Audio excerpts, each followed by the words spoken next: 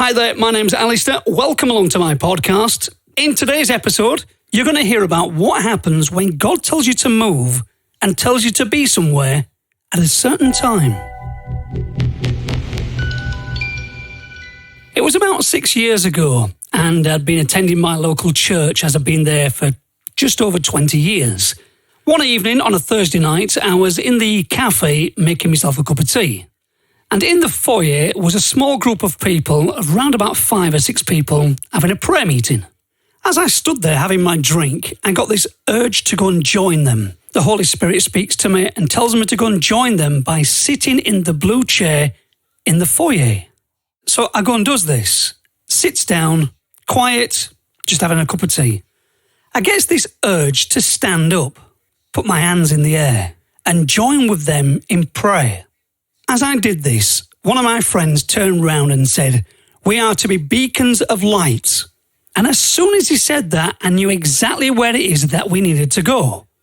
I turned round in a loud voice and says, "Yeah, that's where we need to go. We need to go to Beacon Hill." "When, Alistair?" I said, "Now." "Alistair, it's raining outside."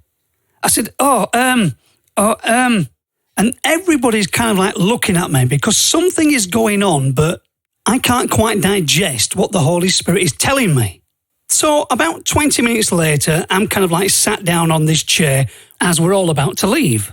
And then all of a sudden, my friend's wife was sat by the side of me, and I says, "It's going to be raining tomorrow. It's going to be sunny. It's going to be windy, but we need to be there at 12 o'clock tomorrow." "Are you sure, Alistair? Seriously, we've got to be there tomorrow, 12 o'clock. It's going to be raining. No, it's going to be sunny. It's going to be windy. It's going to be all of these." So you can imagine, I get some funny looks. Well, we agreed we'd all meet up at church the following morning, 10:30, 11:15. So that morning, we're all sat in the church cafe having a cup of coffee.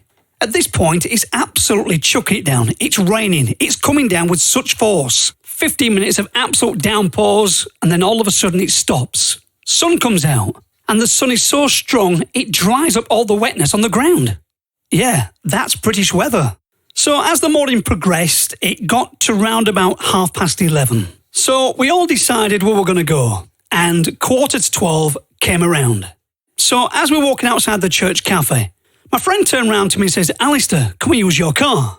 I thought, yeah, no problem. Issue that I had with this was his car was in front of us. My car was 3 or 4 minutes down the road. So we all ended up walking down the road, and all of a sudden my friend's wife turned round, put her hands on the car and started praying for the car. I turns round and says, "What are you doing?" She goes, "I'm praying for protection, Alistair." I passed my driving test first time, love. Not that bad of a driver. So off we went.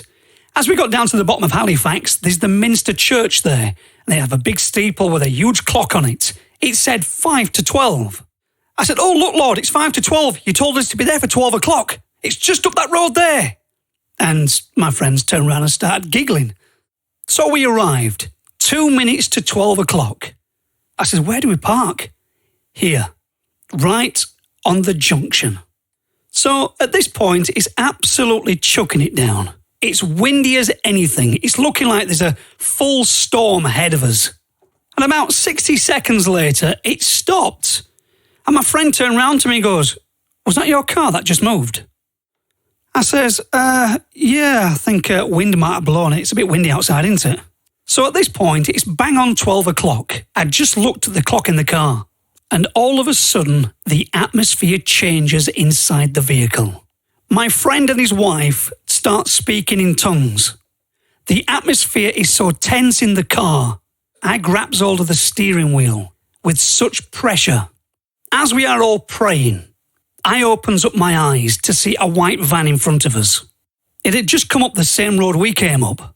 And then all of a sudden, bang! The vehicle exploded with such power, such force. It blew my car to one side. Windows blew out, doors hanging off the hinges, and the car was one big massive fireball. Remember, we were the only people there. So we drag him out of the car, put him into my car into some kind of safety zone, while his car is one big huge inferno.